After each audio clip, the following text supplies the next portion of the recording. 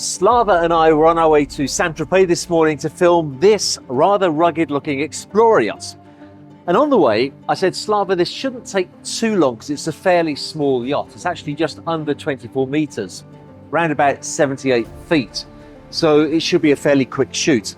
We got to the dock and we looked at it and we said, it may not be long, but holy moly, it's wide. And we said, how can we really show the viewer the beam of this yacht? So I'm going to ask Slava to start walking backwards. Keep going backwards. Keep going. Keep going. Trust me, you're not going to fall in. Keep going. This is over 7 meters of beam. That's 23 feet, 5 inches of beam. I challenge you to find an 80-foot yacht that has that kind of beam. I don't think there's another one on the market unless it's a catamaran perhaps. But the question is, they call it an Explorer yacht. Does it really tick all the boxes of an Explorer yacht? Every time I do a video of an Explorer, I get a lot of comments. It's not got a steel hull. You can't call that an Explorer. With that kind of range, is it really an Explorer? So as we look around the yachts, we're going to see if it ticks some of those boxes. And there's a lot to look at. Starting right at the transom. Actually, with that swim platform there, it's a 26-meter yacht. It's a huge swim platform, but I don't believe it's part of the hull, so it's not considered as what they call the LOA, the length overall of the yacht. Massive swim platform, you could have a picnic on there practically, and from there there's access to the crew quarters, where there are 2 cabins and 2 bathrooms. Forward of the crew quarters is the engine room, and that poses one of the big questions people have about Explorer yachts. What sort of engines does it have? What are the range of the engines? Well, here the choice has been Cummins engines, and I think that's a wise choice because other engine manufacturers are great for power and speed and high revs. That's not what you want with an Explorer yacht. So here we have 2 Cummins 410 horsepower engines, which give an astonishing range of 4,000 nautical miles at 10.5 knots. The yacht does a maximum of 12 knots.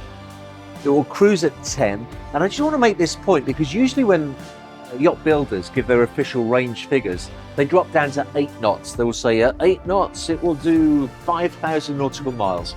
I think it was bold of the manufacturers of this yacht to do the range at 10.5 knots because then you do really get where you're going, and a 4,000 nautical mile range is very impressive indeed. As you can see, we have a fairly standard aft deck layout on the main deck. Nice area for dining. Nice view all the way around, really good quality stainless steel fittings. Not much more to say about this area. But let's take a look inside where we really start to see the benefit of that huge beam. Now that kind of beam, it's not surprising that it's so spacious in here, but what struck me was the fact that you get the feeling of being full beam, but actually you have side decks either side here, so the space inside is really quite remarkable, and I believe that space on an Explorer yacht is an important thing. You don't go to an Explorer yacht just for the weekend.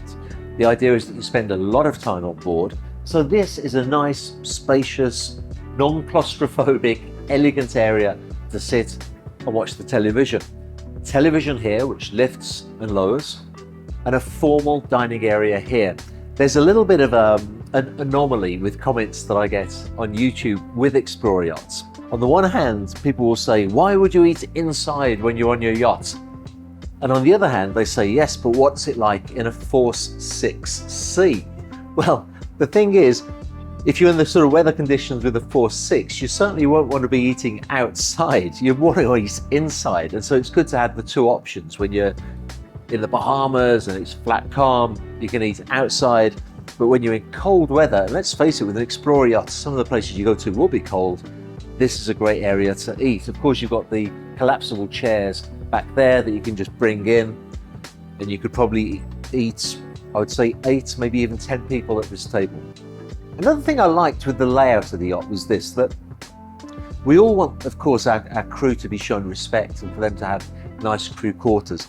But the reality is also that if you're here with your family and your friends having a conversation or watching the television, it's not good to have the crew in and out and in and out all the time. You do want some level of privacy. So I like this on the layout, that this side deck here ends with a door so that the crew can just come in, not disturb guests in that area, go straight through the galley. And on that subject, let's take a look at the galley.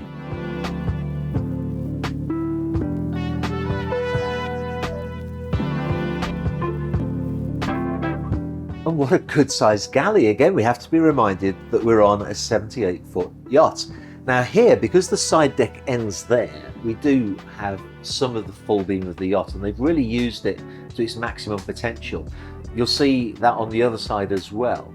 But just to point out, there's lots of storage here. If you're seriously thinking of having an Explorer yacht, you've got to think about the storage on board. You might be a month or more on board at a time. If you think about the amount of shopping you do for your family in a month, that's something you have to be able to keep on the yacht.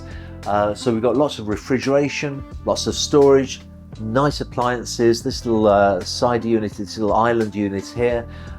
We've still got the biscuits out because actually the captain was kind enough to have chocolate cookies for us when we arrived. I was going to offer that to you, Slava, but I've touched it now, so I'll have to come back and eat that a little bit later on. Now, meanwhile, on the starboard side, again, because of the beam of the yacht, we have a lot of space.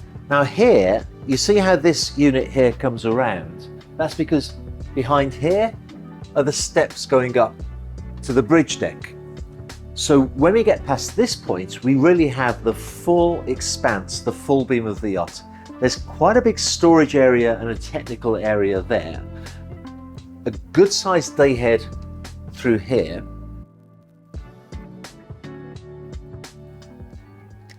And then we get to the owner's stateroom.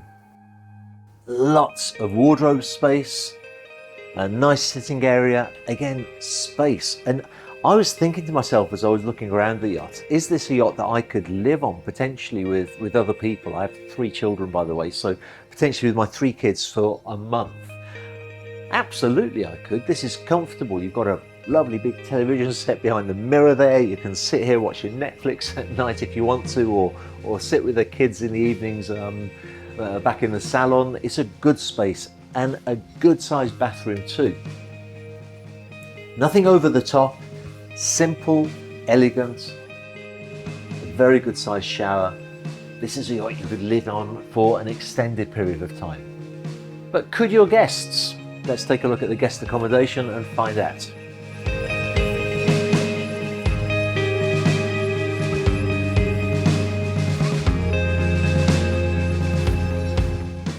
Lots of storage here as I walk down the steps, and I was curious to see what's behind this panel here. And it's a washing machine. Really good use of space. I expected 3 cabins here, so I was surprised and delighted to find actually 4. Look at the size of them. We have 2 double cabins, each one of a really nice size, very comfortable, again benefiting from that remarkable beam, each one with plenty of storage space, each one with a beautiful ensuite.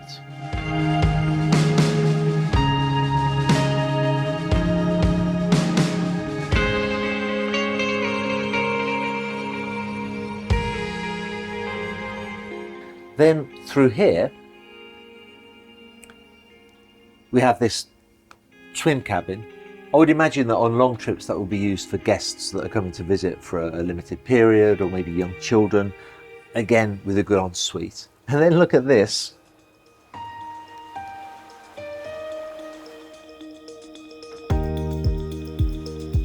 A really nice sized forward cabin for the yacht as well, again with everything that you would want. What they've done here to enable them to make this cabin of a good size is they've split up the bathroom facilities and the shower. So there's a separate shower room and a separate toilet and sink just through there. So from here, let's take a look at the bridge deck.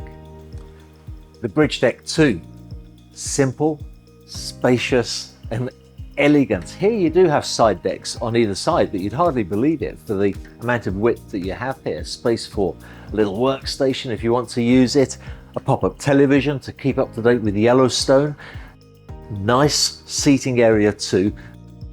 Really good bridge. Everything very, very practical, almost commercial, like a ship. You see these forward-facing windshields as well. That's typical of ships that have to be able to sometimes take on harsh seas.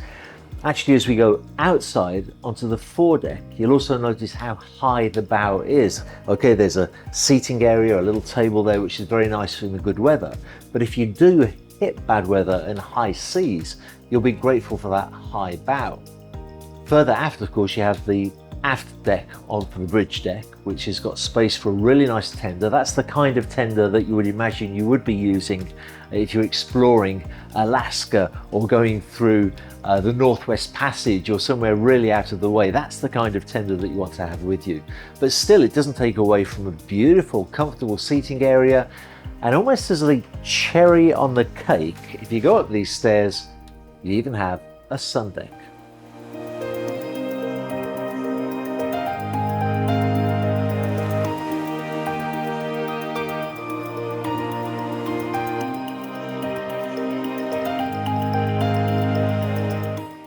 At the beginning of the video, we asked the question as to whether this does tick all the boxes of a proper explorer yacht.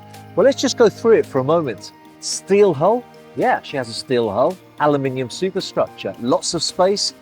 Tons of space with that huge beam.